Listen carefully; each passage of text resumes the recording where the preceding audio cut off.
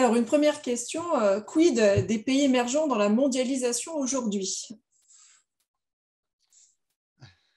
Alors, euh, je crois que ce qui est flagrant aujourd'hui, c'est que ce qu'on a pu pendant longtemps considérer sous l'étiquette de pays émergents, finalement, d'une façon un peu groupée, notamment avec le terme des BRICS hein, qui a fait florès dans les années 2000.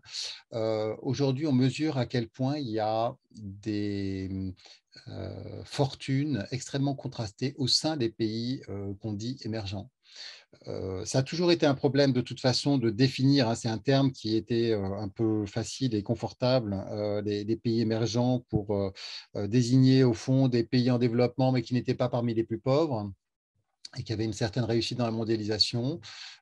Plus on avance, plus il me semble, en tout cas aujourd'hui, il est très clair qu'on a des contrastes extrêmement importants entre ce qu'on peut appeler des pays émergents. Au fond, ça a sans doute toujours été le cas, mais il est plus difficile aujourd'hui de ne pas mettre ces contrastes, disons, assez au centre de l'analyse, en particulier étant donné le rôle de la Chine, mais aussi étant donné les capacités de réaction de ces économies, leur spécialisation. On le voit par exemple dans la réaction, dans la façon dont justement les économies émergentes ont traversé la crise sanitaire.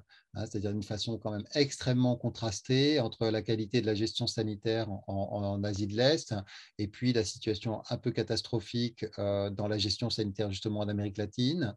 Les pays d'Afrique qui, dans un premier temps, ont été sanitairement moins touchés, mais qui le sont maintenant plus, et puis surtout qui, en termes financiers, sont extrêmement fragiles par rapport à un choc extérieur comme celui-là. Et donc, c'est d'autant plus important, je pense, de mettre les différences et l'hétérogénéité, les contrastes au cœur de l'analyse, qu'aujourd'hui, étant donné en partie ces contrastes, il y a aussi des relations entre pays émergents qui sont beaucoup plus importantes qu'avant.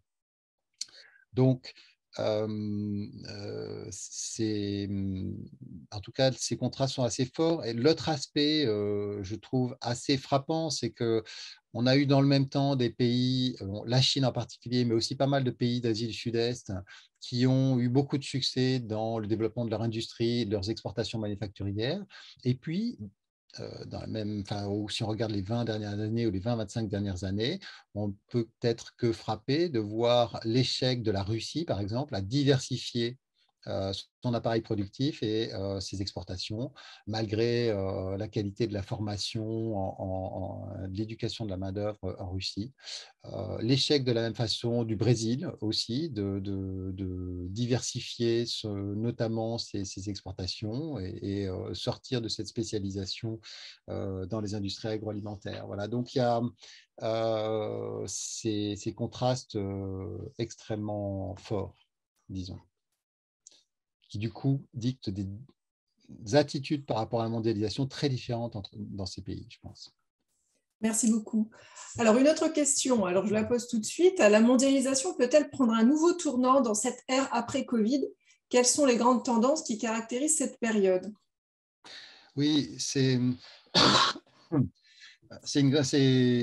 disons, une grande question qui se pose aujourd'hui, c'est de savoir dans quelle mesure la crise qu'on est en train de traverser va modifier significativement la mondialisation.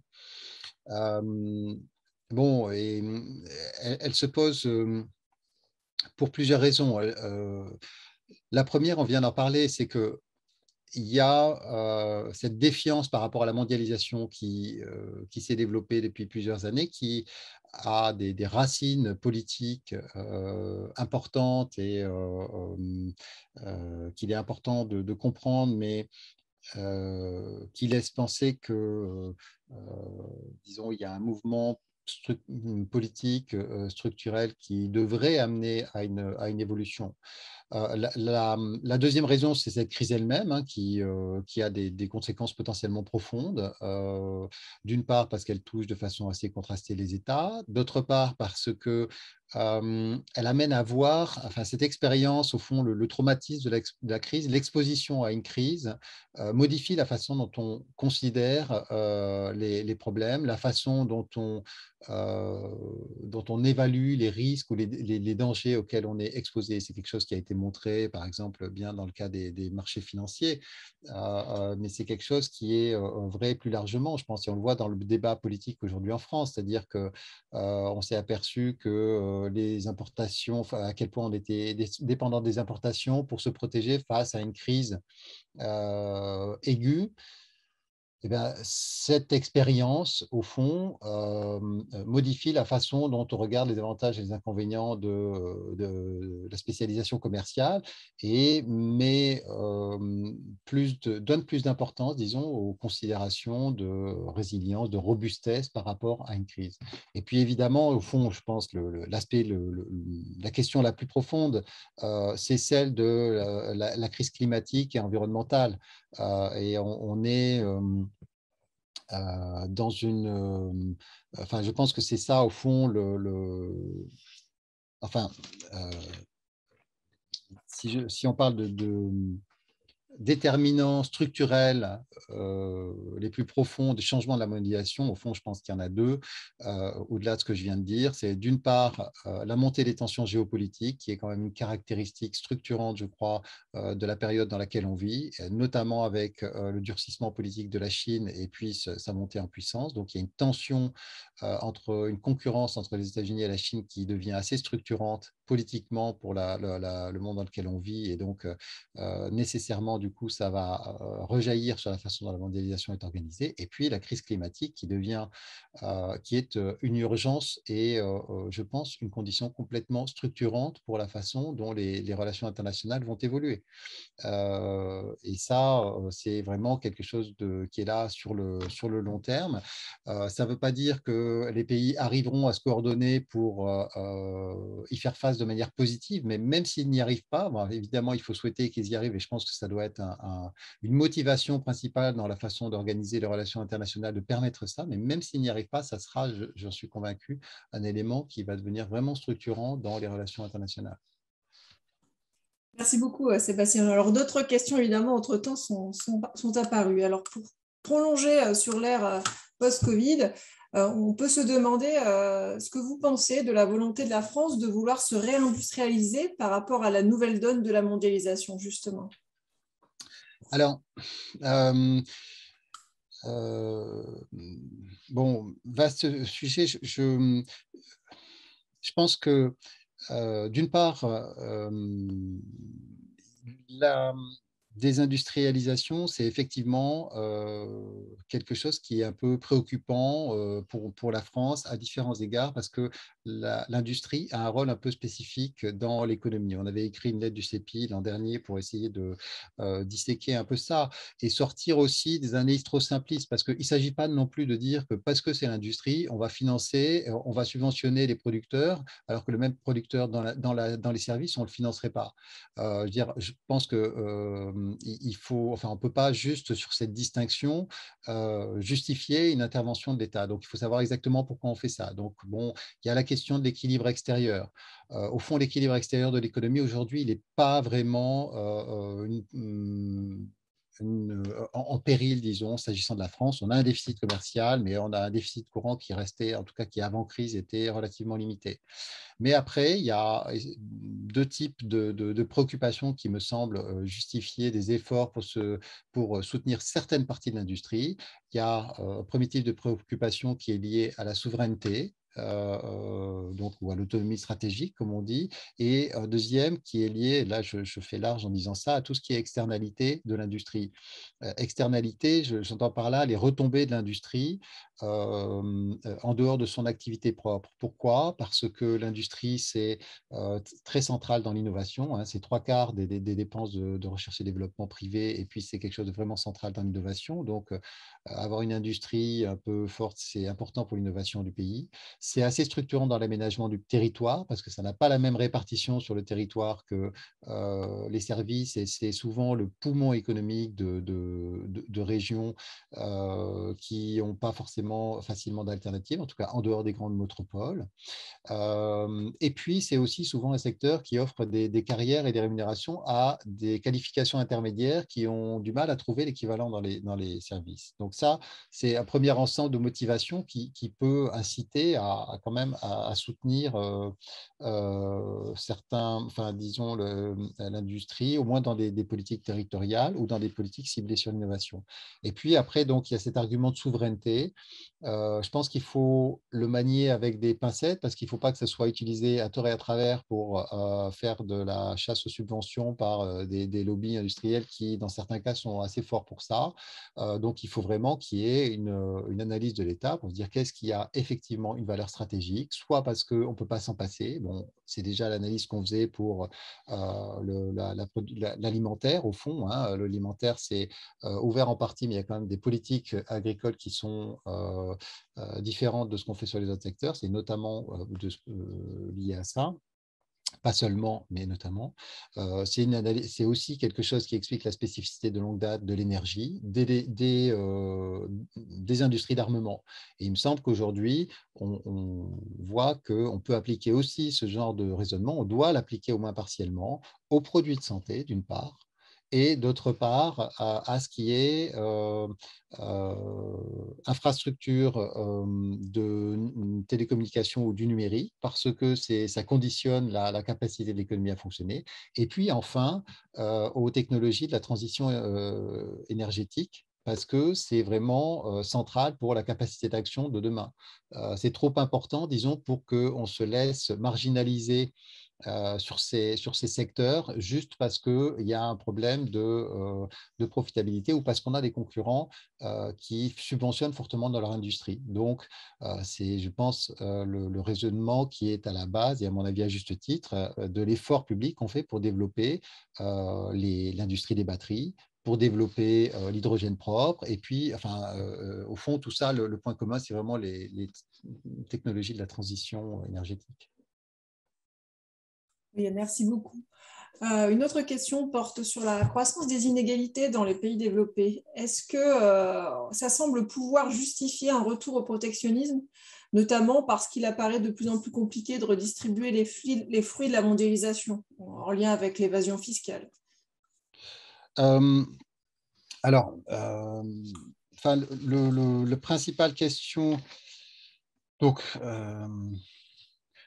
la première question, c'est celle de la croissance des inégalités liées notamment au commerce, à l'ouverture commerciale. Bon, c'est c'est une question compliquée. Donc, c'est ce que je disais, c'est qu'il y a en plus, je pense qu'on a mis longtemps aussi à reconnaître le fait que l'ouverture commerciale avait effectivement un impact négatif sur l'emploi industriel en particulier, pas forcément d'ailleurs sur l'emploi général, mais sur l'emploi industriel, c'est assez clair. Alors, il y a plusieurs réponses à ça, mais une première, c'est que le retour au protectionnisme n'est pas toujours quelque chose de très satisfaisant du point de vue redistributif. Hein. D'abord parce que de la même façon que l'ouverture va détruire des emplois et donc créer des perdants, le protectionnisme peut lui aussi faire la même chose, notamment dans les industries exportatrices. Hein. Donc ça pose des problèmes de ce type. Ensuite, il y a d'autres. Enfin, il y a malgré tout, enfin, il y a beaucoup de façons différentes de se poser cette question de la façon de limiter les problèmes sociaux posés par la mondialisation. Il y a aussi des politiques plus spécifiques qui peuvent être développées pour limiter une concurrence qu'on peut juger déloyale, ou en tout cas pour éviter que justement que l'ouverture commerciale n'entretienne la désindustrialisation. Donc ça peut se faire par instruments de défense commerciale, donc des mesures anti-dumping ou anti-subvention. Ça peut se faire par des interventions de politique industrielle un peu plus fortes de l'État. Ensuite, la question de l'évasion fiscale que vous soulignez, pour moi, elle est un peu d'un autre ordre. C'est que on est vraiment là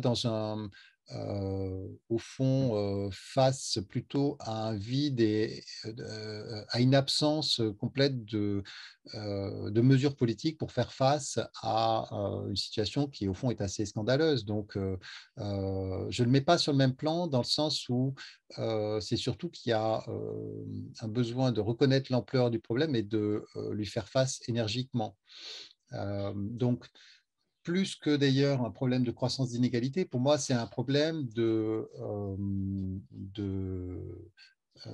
soutenabilité pour les systèmes de protection sociale qui sont les nôtres si on a une organisation des relations internationales qui organise une fuite de recettes fiscales et qui, du coup, pose un problème pour financer notre modèle social.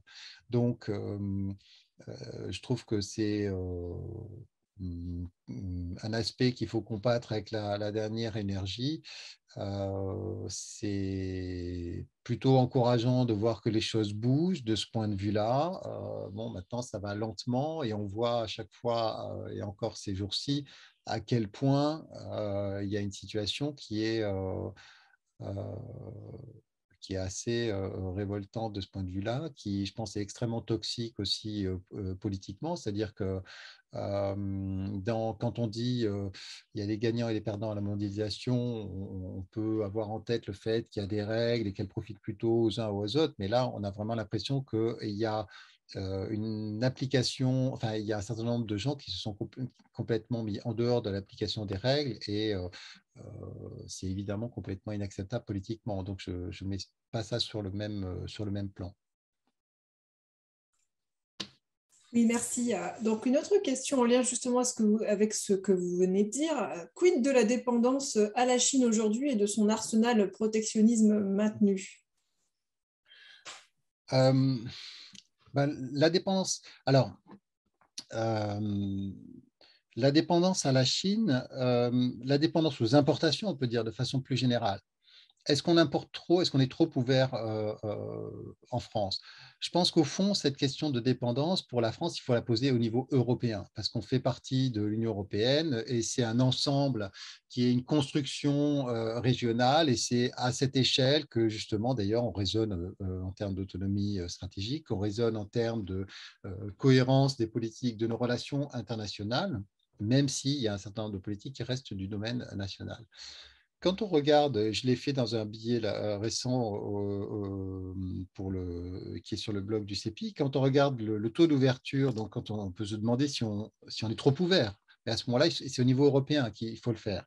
Et donc, quand on regarde le taux d'ouverture de l'Union européenne, ou plus exactement l'importance des importations en pourcentage du PIB, on s'aperçoit qu'en Europe, il est légèrement plus élevé qu'aux États-Unis, mais il est inférieur à celui de la Chine. Donc, la part des importations de marchandises en proportion du PIB en Europe, elle est plus faible que celle de la Chine, bien que la Chine soit beaucoup plus peuplée que nous. Donc, je ne considère pas qu'il y ait un problème d'ouverture excessive. Et je pense en revanche qu'il faut avoir une approche un peu plus politique, justement en termes de souveraineté, et réaliser le fait que ce n'est pas la même chose de produire, enfin d'importer des chaussettes ou des sacs en cuir et d'importer des produits enfin, des principes actifs pour des médicaments qui sont absolument indispensables, ou bien d'ailleurs des produits de haute technologie qui sont la condition de la maîtrise des outils de la transition énergétique.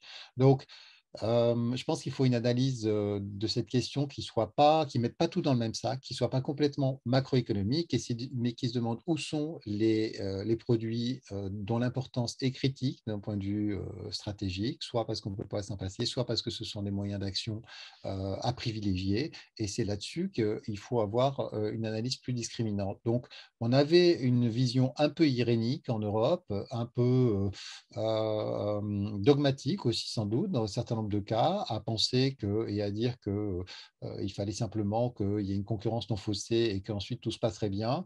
Je crois qu'aujourd'hui, progressivement, il y a une prise de conscience du fait que ce n'est pas aussi simple que ça et que l'ouverture économique internationale, c'est aussi une question politique.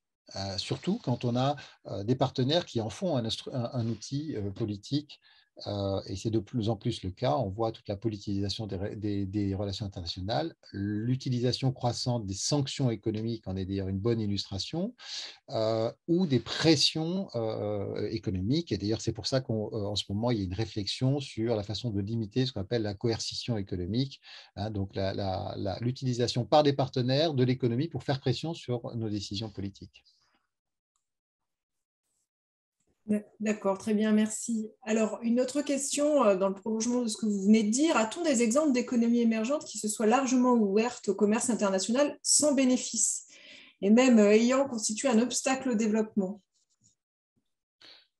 Qui se soit largement ouverte et pour qui ça a été un obstacle au développement. Bon, je pense qu'il y a beaucoup d'exemples d'échecs de développement, malheureusement, et finalement plutôt peu de succès. Donc, trouver des échecs pour des économies fermées et pour des économies ouvertes, dans les deux cas, à mon sens, c'est assez facile. Mais je pense que votre question est intéressante, en particulier pour essayer de se demander quels sont les cas où, enfin, si je comprends bien le sens de la question, hein, où l'ouverture a pu jouer un effet particulièrement délétère, au fond, sur le développement de l'économie. Alors, au fond, j'ai tendance à... Ma première réaction, ça serait de mettre en avant ce qu'on a appelé la malédiction des... je perds les termes, la malédiction Les matières premières? des matières premières. Voilà. C'est-à-dire le fait que, du coup, il y ait des matières premières qui constituent une rente. Cette rente, elle est conditionnelle à l'ouverture parce qu'elle est valorisée sur les marchés internationaux et elle crée tout ce qu'on a pu décrire là-dessus, c'est-à-dire une élite qui vit sur cette rente, qui du coup n'a aucune incitation à favoriser l'organisation et le progrès de l'activité économique dans son pays. Donc ça, c'est un cas particulièrement délétère et on peut penser à un certain nombre de pays africains. Bon, le Congo-Kinshasa, je pense, c'est l'exemple le plus frappant de ces dernières années parce que c'est un pays richissime en termes de ressources et pauvrissime en termes et dramatique et tragique en termes de son développement. Mais au fond, il y a beaucoup de pays du Moyen-Orient qui sont aussi pas brillants dans le long terme. Enfin bon, et j'en passe. Il y avait ça a été beaucoup illustré. Donc en tout cas, c'est un aspect particulier. Ensuite, il y a bon, je crois que dans beaucoup de... Enfin, c'est vrai que ça évoque quand même plutôt l'Afrique, la question dont vous parlez là, dans le sens... Et je dis ça avec l'idée en particulier que il me semble que beaucoup de pays africains ont souffert d'une situation où leur ouverture a été imposée de l'extérieur dans le cadre de plans d'ajustement structurel du FMI. Et donc, finalement, euh,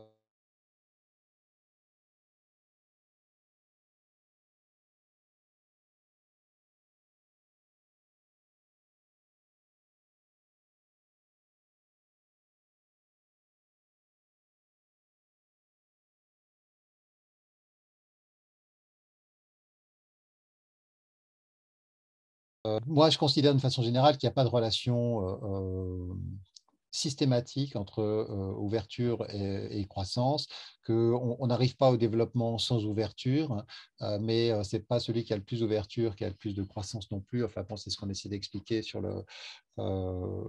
justement dans la partie sur le lien avec la croissance. Alors, je ne sais pas si le Venezuela, c'est un exemple qui est proposé pour le lien entre les deux. À mon avis, ce n'est pas tellement l'ouverture, mais enfin bon, là, je vais m'avancer en dehors de mon champ de compétences si je vais trop loin sur le Venezuela. Je n'avais pas l'impression que l'ouverture était leur premier problème. Oui, merci beaucoup. Justement, dans ce débat protectionnisme ou libre-échange, on peut évoquer la crise de l'OMC. Où en est-on aujourd'hui? Quel avenir pour cette institution sous la présidence de Joe Biden notamment? Je pense que la crise de l'OMC est toujours là, rien n'est résolu, et l'administration Biden, donc avant-hier, la représentante du commerce de Joe Biden, Catherine Tai, a fait une déclaration, enfin une intervention qui était très attendue parce que c'était censé être la présentation finalement de la stratégie de politique commerciale de l'administration Biden. Et le résultat, c'est qu'elle a à peu près rien dit, si ce n'est qu'ils allaient continuer à faire un peu du Trump light. Et donc, ça veut dire que du point de vue des États-Unis, il y a les mêmes blocages, hein, notamment, comme vous savez sans doute, les États-Unis bloquent l'organe de règlement des différends de l'OMC aujourd'hui, en tout cas son organe d'appel.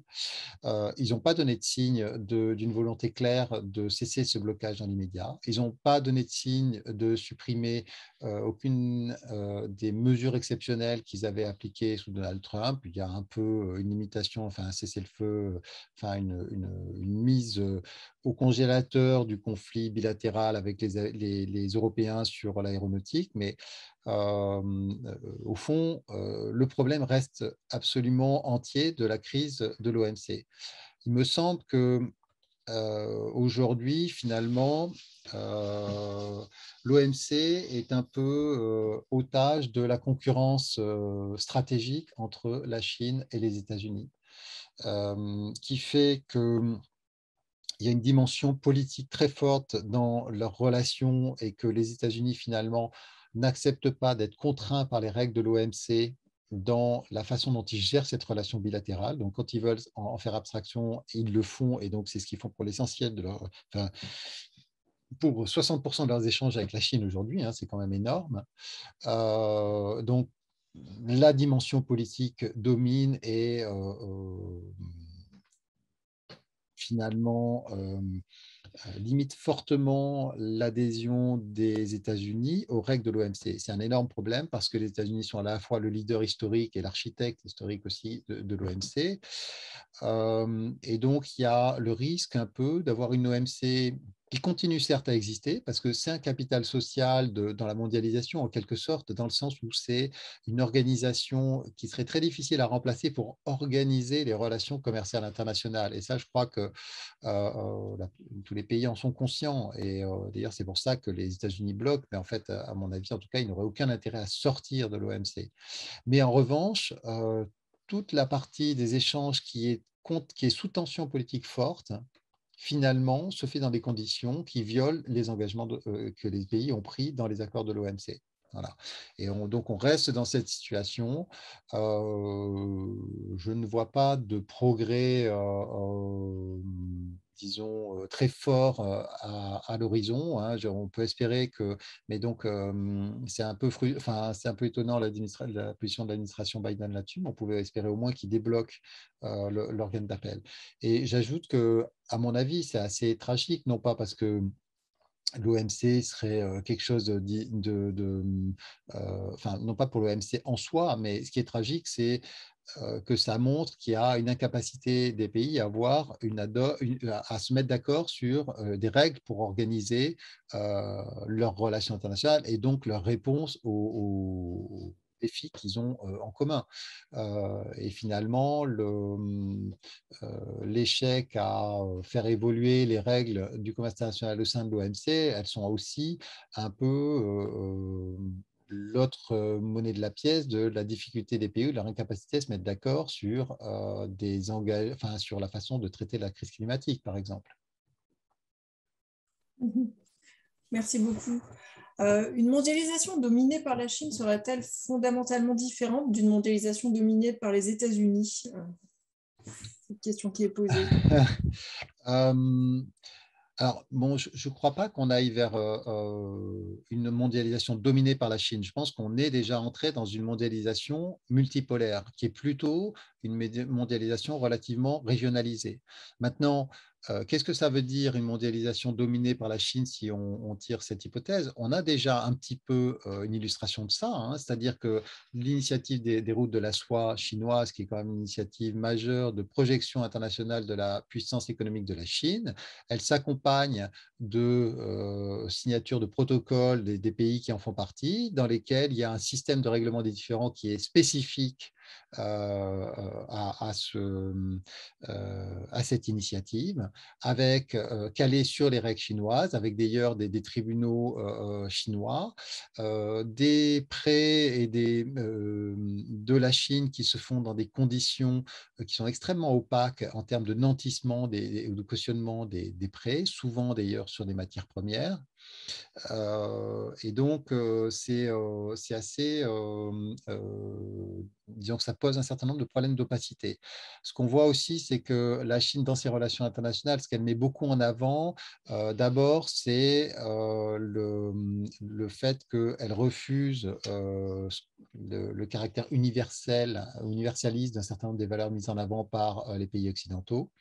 Et elle met en avant, elle, le principe de non-ingérence, c'est-à-dire il y a une souveraineté politique absolument intangible. Donc ça, c'est quelque chose de très important dans les relations chinoises. Hors de question de laisser quiconque leur dire ce qu'ils doivent faire chez eux. Et donc, finalement, ils appliquent cette règle aux autres en disant on ne se mêle pas de ce qu'ils font chez eux, pour le meilleur et pour le pire, parce que ça veut dire aussi que la conditionnalité en termes de respect des droits de l'homme, par exemple, n'existe pas dans les relations extérieures chinoises, enfin, elle n'existe pas spontanément.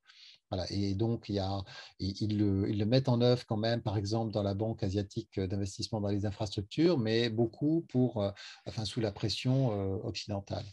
Donc, voilà, ma réponse est un peu confuse sans doute, mais voilà quelques éléments en tout cas. Non, pas du tout. Merci beaucoup, c'est très clair. Une question porte sur le multilatéralisme. Est-il menacé? Donc, je crois, c'est ce que j'essayais de dire autour de l'OMC, c'est que oui, je crois il est gravement menacé.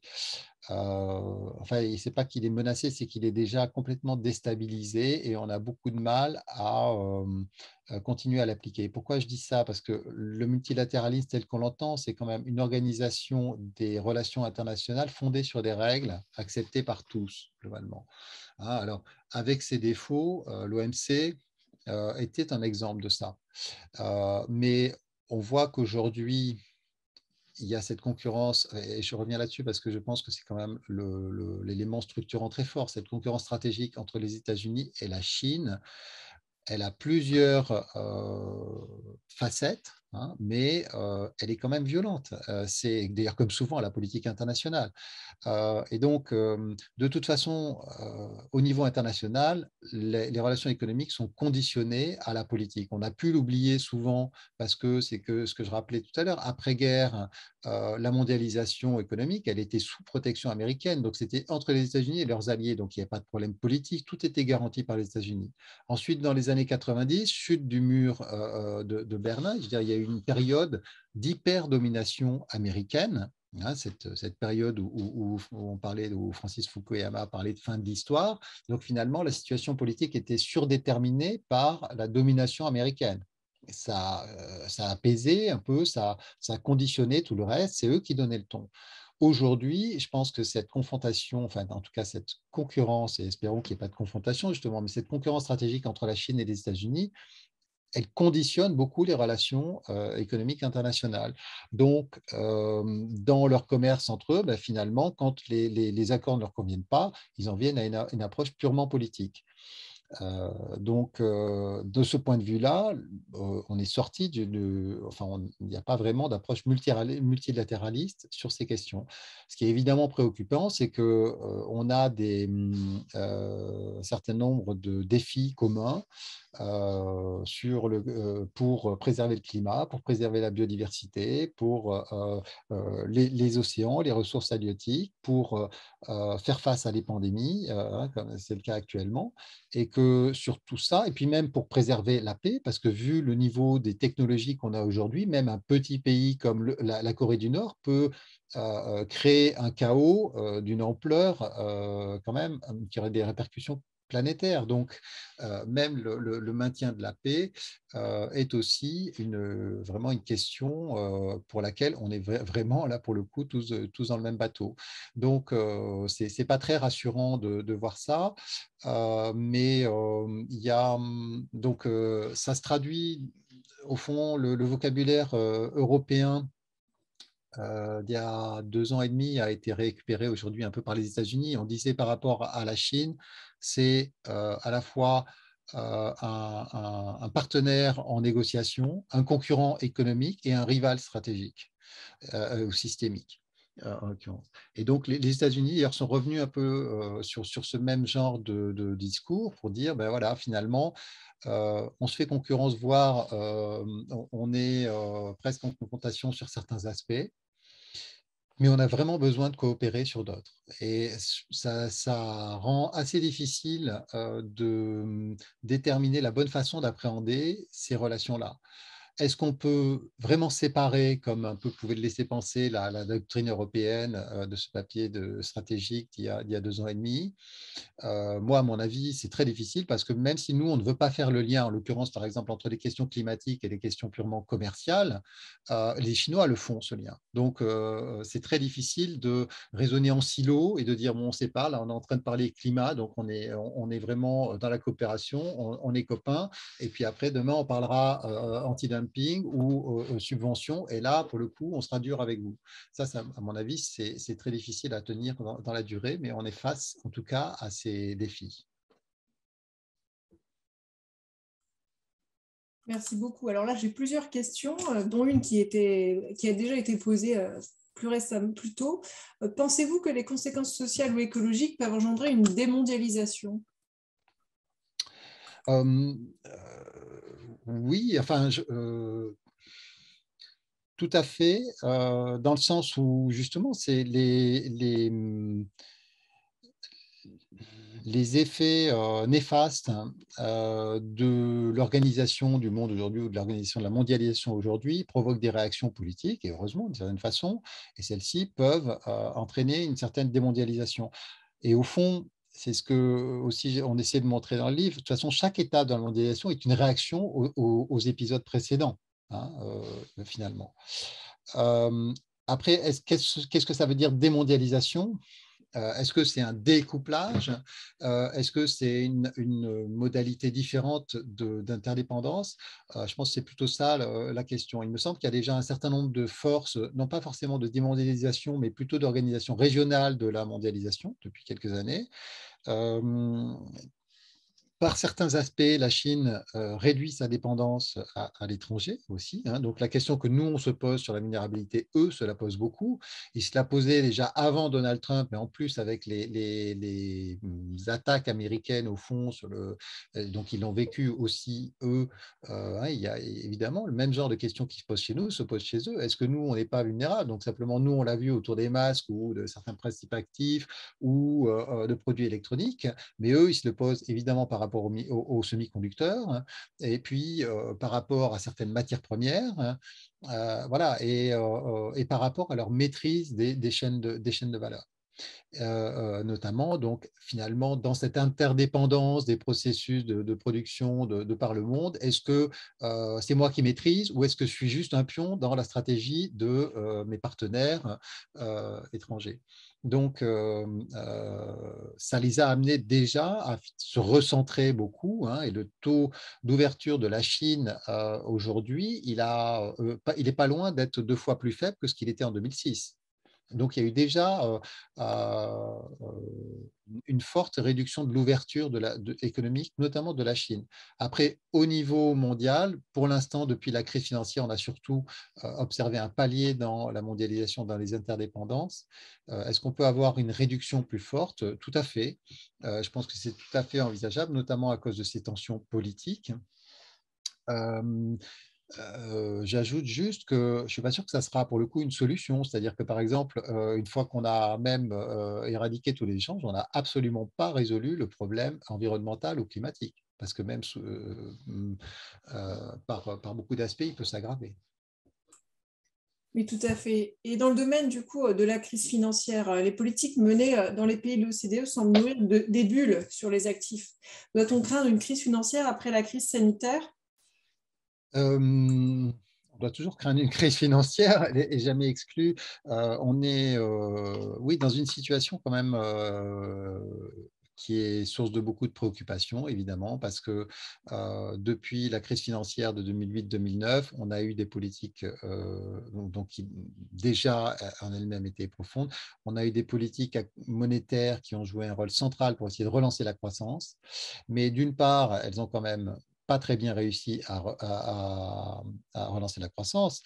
Et d'autre part, pour ce résultat finalement décevant, elles ont dû prendre une ampleur extrêmement importante d'octroi, d'augmentation du crédit. Et donc, ça crée une situation dont il n'est pas évident de sortir, mais on l'a vu, on l'a très bien vu pendant la crise sanitaire, le fait que la réponse de politique monétaire à la crise, bon, elle a permis d'éviter une crise financière qui, certainement, sans ça, aurait provoqué des dégâts bien supérieurs. Mais en revanche, très vite, elle s'est aussi traduite par le fait qu'il y avait énormément de liquidités sur les marchés et ces liquidités, il faut bien qu'elles aillent quelque part. Et donc, finalement, elles augmentent les prix d'actifs. Et donc, ensuite, on est face à un dilemme où on se dit, bon, bah, alors à ce moment-là, il y a un moment où il faut, finalement, ces politiques ont plus d'effets pervers qu'autre chose, donc il faudrait les modérer.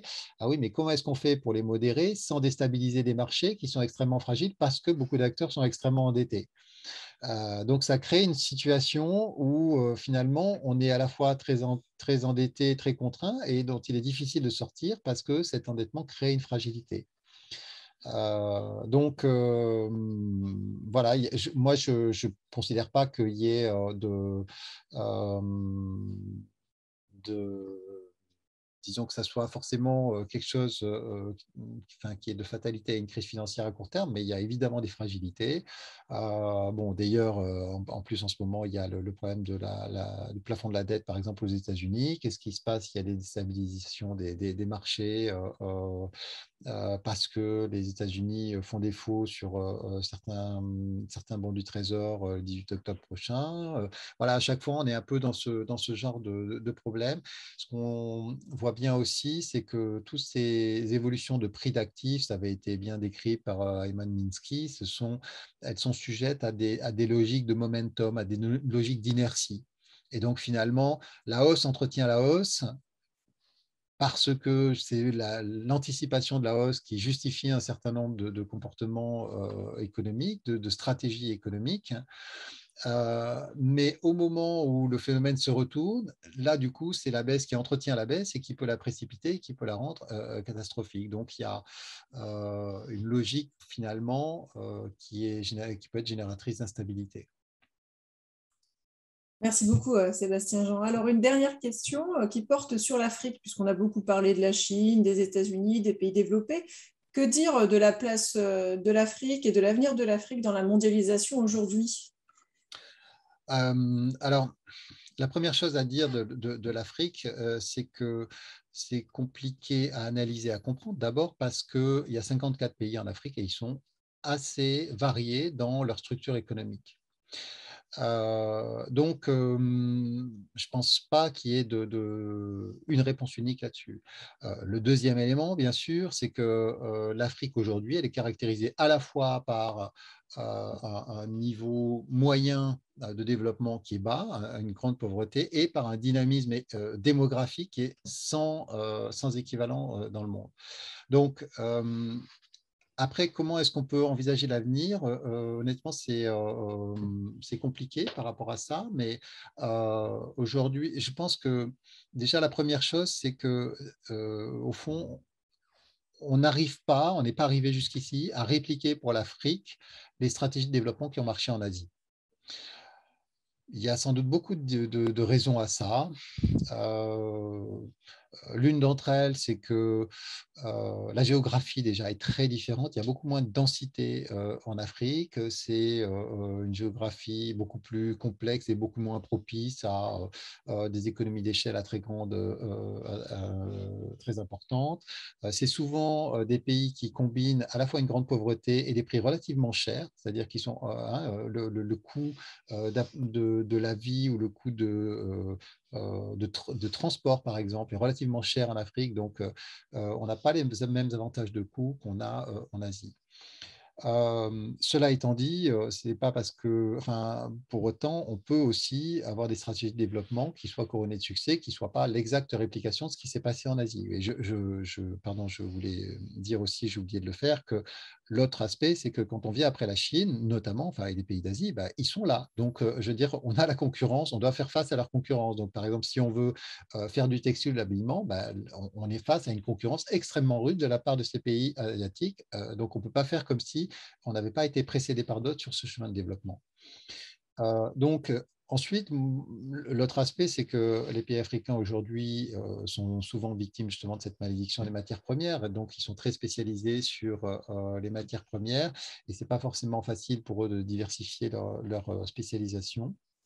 Il y a des trajectoires assez différentes, un certain nombre de cas, de situations qui peuvent être un peu désespérantes, d'autres qui, pour le coup, en tout cas moi, ce que je trouve le plus encourageant, c'est notamment quand je vois des résultats en termes de progression de l'éducation qui sont assez significatifs.